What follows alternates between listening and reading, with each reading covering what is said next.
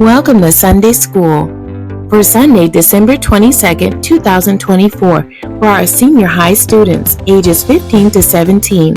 I do not own the rights to this music. Today's Bible basis is coming out of Matthew chapter 14, verses 22 through 36. The Bible truth, in awe of Christ's presence. The title of today's story, Believing and Walking. Uncle Paul was a deacon at his church. William told his uncle that he should have been a preacher, but Uncle Paul always said that he expected preachers to go to school, and since he had to work to support his family, he'd be the best deacon I can. They met every other week to talk about the Bible, whether Will wanted to or not. It was a condition of the relationship, explained his uncle in a light-hearted manner. "If you want my love," Uncle Paul said, smiling, "then you'll discuss the Bible with me." Will was stumped over Jesus and Peter walking on water. He couldn't understand why the disciples couldn't recognize Jesus, why they didn't leave the boat as Peter had done. "Didn't they know him?" asked Will, realizing he'd already answered his own question. "Yes, they knew him. They walked with him. They loved him." "Right," said Uncle Paul. "So why didn't they all want to jump out of that boat?" he asked, turning to his uncle. Peter was the only one who asked. When Peter said he believed in Jesus, that belief had to look a certain way. "Like what?" asked Will. "You think that the others didn't believe?" His uncle was shaking his head. In that text, believing and walking are the same thing. So the others, what of them? Their faith was weak. They got stronger, but they were pretty weak at the time.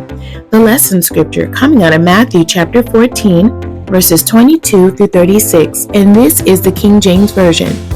"And straightway Jesus constrained his disciples to get into a ship and to go before him onto the other side, while he sent the multitudes away. And when he had sent the multitudes away, he went up into a mountain apart to pray. And when the evening was come, he was there alone, but the ship was now in the midst of the sea, tossed with waves, for the wind was contrary. And in the fourth watch of the night, Jesus went unto them walking on the sea. And when the disciples saw him walking on the sea, they were troubled, saying, It is a spirit. And they cried out for fear. But straightway Jesus spake unto them, saying, Be of good cheer, it is I, be not afraid. And Peter answered him and said, Lord, if it be thou, bid me come unto thee on the water. And he said, Come. And when Peter was come down out of the ship, he walked on the water to go to Jesus. But when he saw the wind boisterous, he was afraid, and beginning to sink, he cried, saying, Lord, save me. And immediately Jesus stretched forth his hand, and caught him, and said unto him, O thou of little faith, wherefore didst thou doubt? And when they were come into the ship, the wind ceased. Then they that were in the ship came and worshipped him, saying, Of a truth, thou art the Son of God. And when they were gone over, they came into the land of Gennesaret. And when the men of that place had knowledge of him, they sent out into all that country round about, and brought unto him all that were diseased, and besought him that they might only touch the hem of his garment. And as many as touched were made perfectly whole. Jesus always approaches us with a similar message. In this passage, he repeats himself by saying what he said several times to his disciples. Don't be afraid, don't fear, don't worry, be encouraged. Have you ever thought about how many times Scripture says the same kind of thing to us? From one testament to the other, whether in the life of Moses or God's entire people, we are told similarly to trust.